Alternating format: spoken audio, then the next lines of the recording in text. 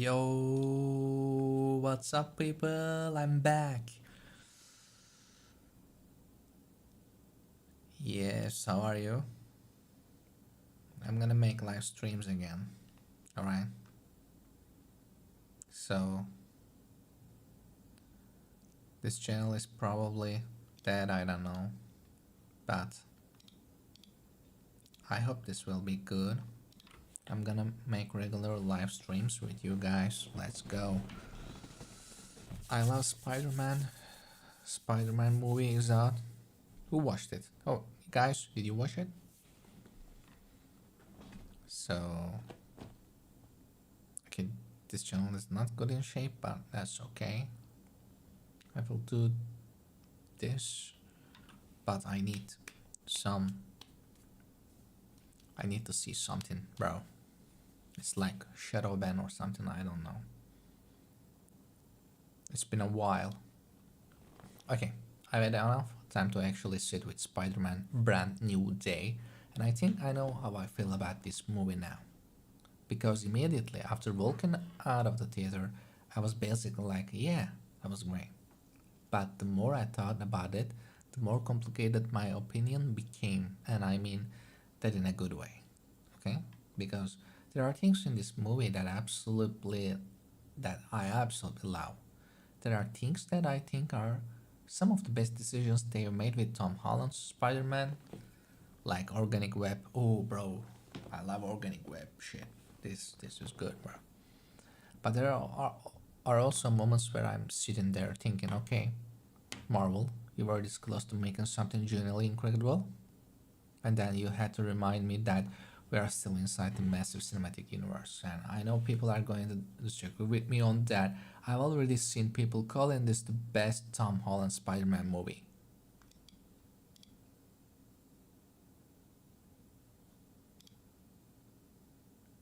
I've seen people saying it's the best live-action Spider-Man movie since Spider-Man 2.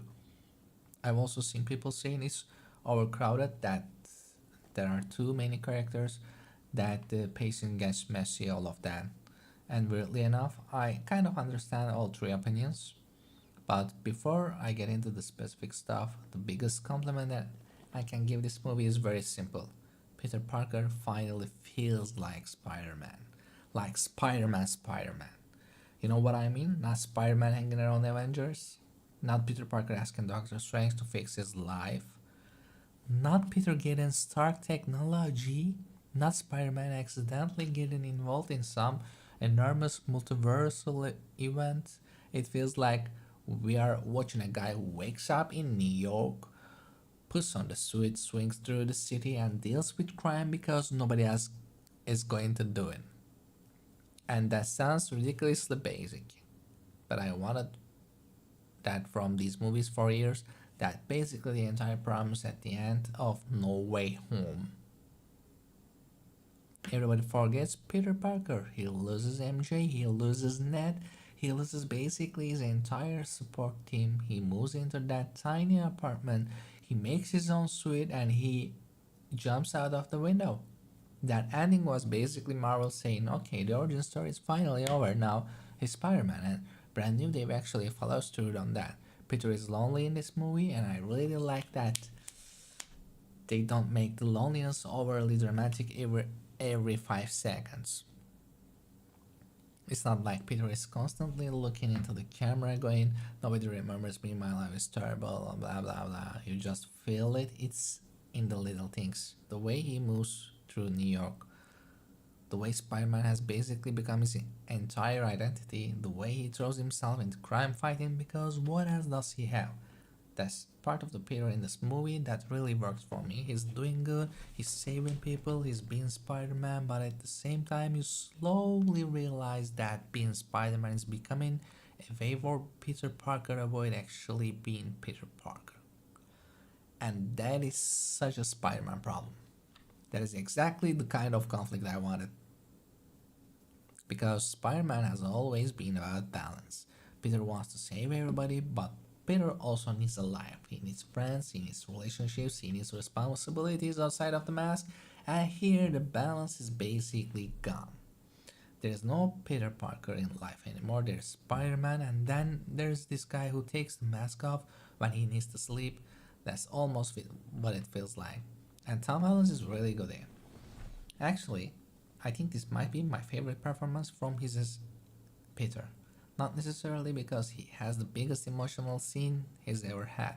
No Way Home probably still wins if we're talking about raw emotional moments, but he feels older, hair, more tired, more confident than Spider-Man, and I really like that difference.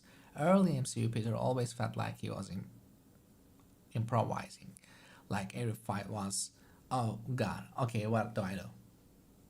Whip that guy, jump over this, oh no, something exploded. Here, he knows what he's doing. He walks into situations like someone who has been doing this for years.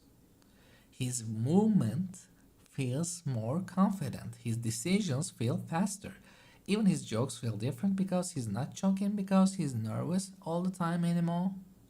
Sometimes he's genuinely trying to annoy people, which is Spider Man. That's Spider Man, and the street level direction was absolutely the correct choice. I cannot empathize that enough. After No Way Home, the worst possible thing they could have done was immediately go. Okay, Peter Parker is alone now anyway. Here are 17 multiverse characters. No, we did that. And I loved No Way Home. I had a great time with it, but you cannot keep escalating Spider-Man forever. Eventually you have to come back down, and this movie understands that New York actually matters again, and I miss that. Spider-Man should have a relationship with New York. The city shouldn't just be the background where CGI things happen. It should feel like his territory, his neighborhood, his responsibility. And there are several sequences here where I genuinely got that feeling, especially when he's just swinging around and responding to the normal crime. Give me more of that, seriously. I will watch 20 minutes of Peter stopping robberies, I'm not joking. Give me a 5 minute sequence where Spider Man stops some completely irrelevant criminal, argues with a guy on the sidewalk, saves somebody's dog, and then realizes he's late for something. That's Spider Man. We don't always need the universe exploding and then Punisher, okay. This was the character I was most worried about because on paper Spider-Man and Punisher together sounds amazing, obviously, but inside an MCU Spider-Man movie, I wasn't sure. Because Frank Castle brings a completely different energy. Peter catches criminals, Frank shoots them. That is a pretty significant philosophical difference. And I was worried they were going to soften Punisher too much just so he could hang around Spider-Man. But John Bernthal still feels like Frank Castle. That was incredibly important. He doesn't suddenly become Peter's funny, angry uncle. That thank God. This is humor in their dynamic, obviously, because how could there not be? There was Spider-Man talking constantly while Frank Castle looks like he wants to throw him off a building. Huh? Wait, what? Chat, what do you say?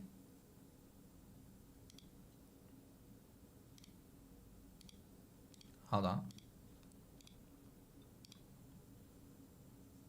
Okay.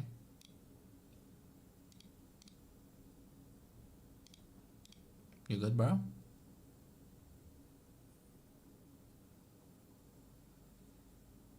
Okay, I won't cut this part. Don't worry about it.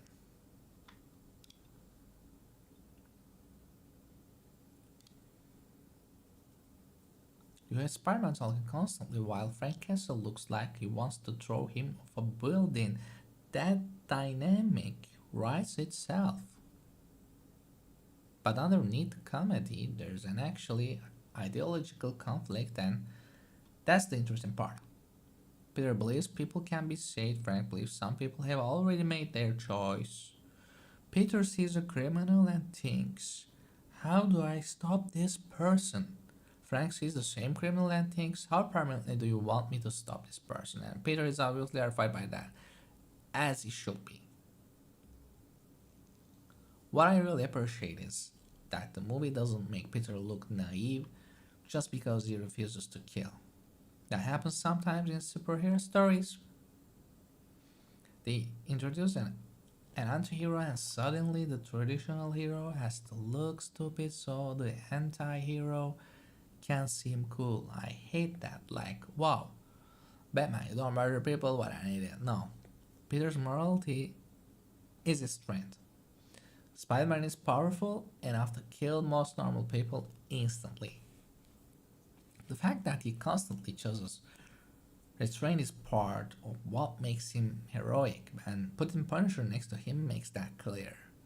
But it also works the other way around. Frank challenges Peter because Peter's worldview is being tested constantly, especially when innocent people are getting hurt.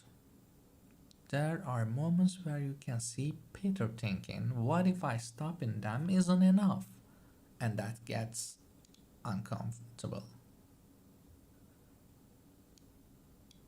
No, in a good way. Because after everything Peter has experienced, especially what happened with May, I completely believe that darkness exists somewhere inside him. We saw it in No Way Home. Remember Peter fighting Green Goblin at the end? That was Friendly Neighborhood Spider-Man.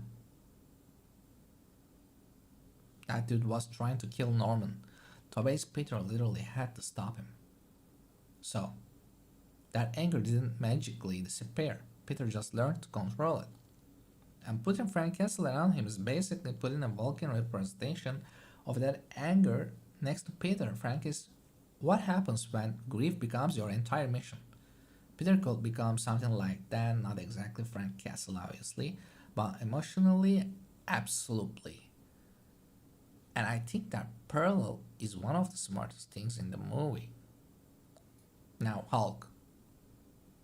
This is where I know people are going to argue because I like the Hulk material, I did.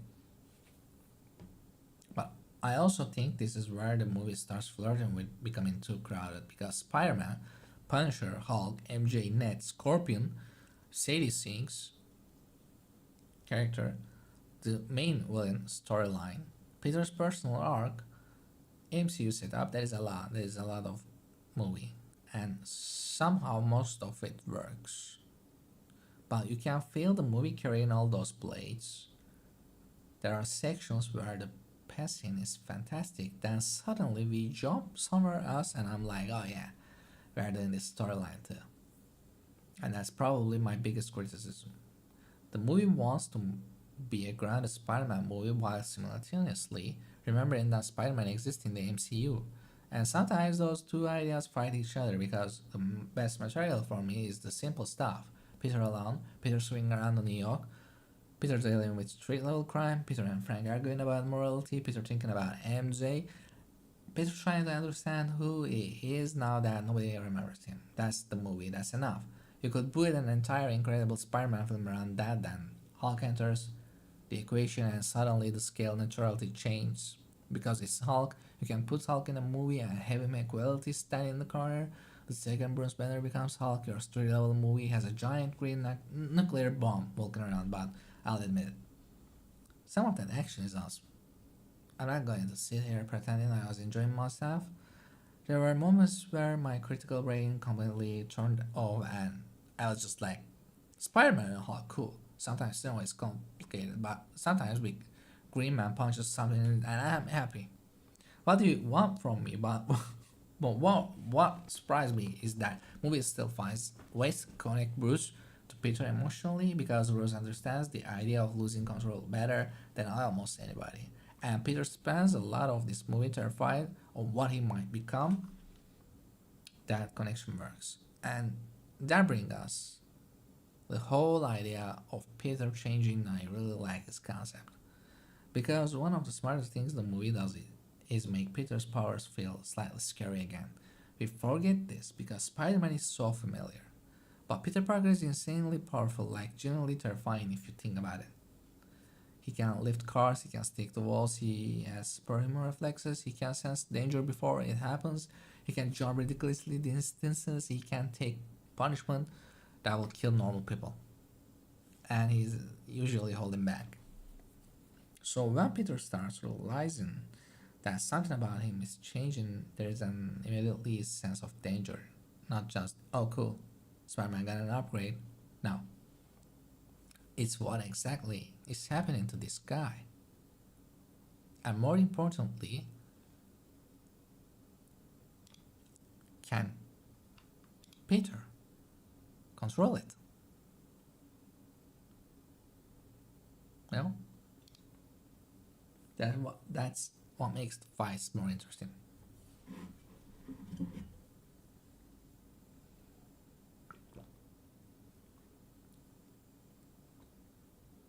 Because Peter isn't only fighting whoever is standing in front of him. Sometimes he's fighting himself. He's trying to calculate how much force he can use, how angry he can get, how far can he go, and when you have Punisher standing nearby, basically representing the philosophy of just finish the job, it becomes even more interesting now. Let's talk about MJ. Because this is probably the most emotionally dangerous part of the movie. He walks into the coffee shop, he sees her, he sees Ned, and he decides that their lives are safer without him. That is heartbreaking, but it also creates this massive question: how long can Peter actually live like that? Because from his perspective, MJ is not some random girl. He remembers everything she she doesn't.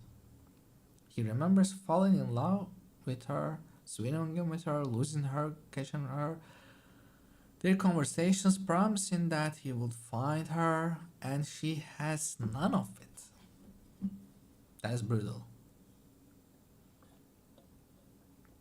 And I'm glad this movie doesn't just magically erase that problem.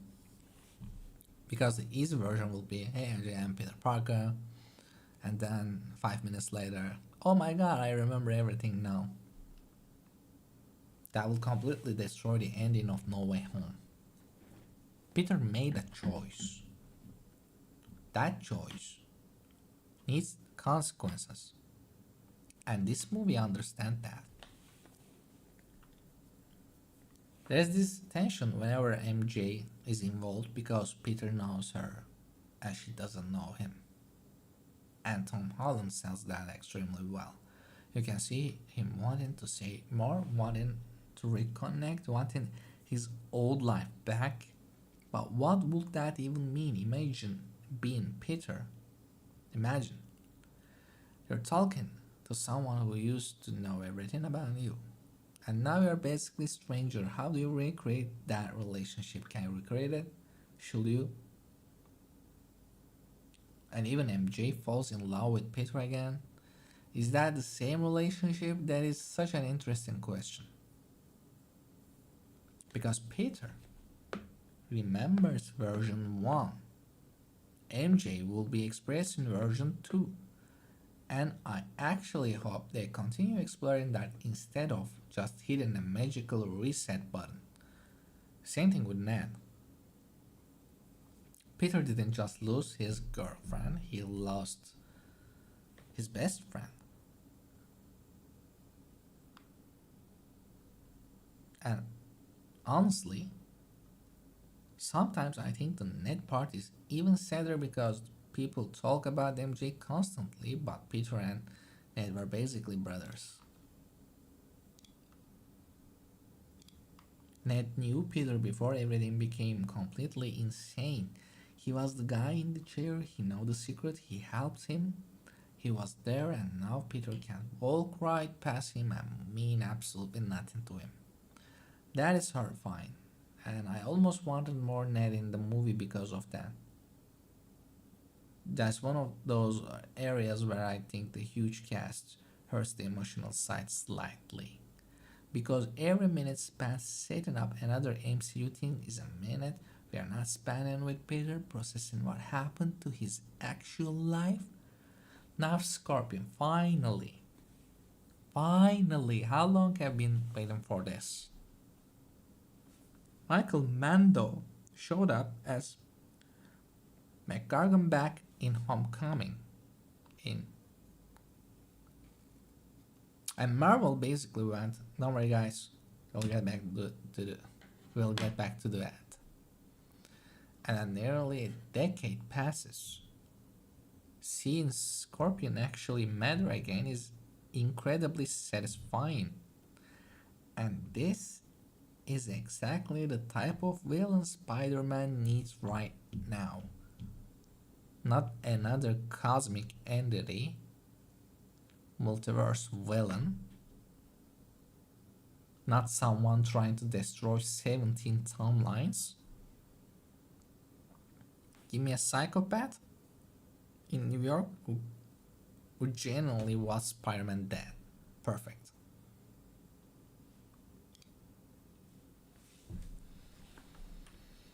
That's enough.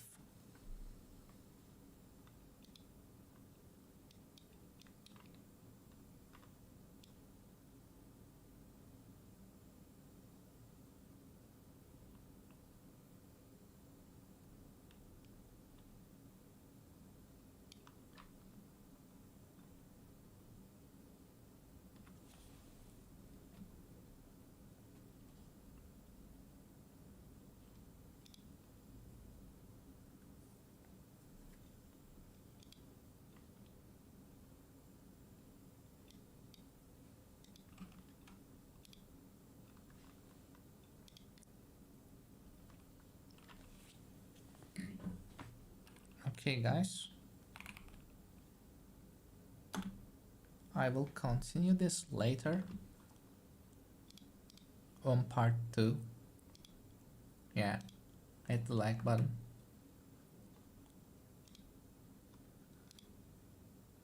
Hit the subscribe button. Okay, I'll see you on the next one.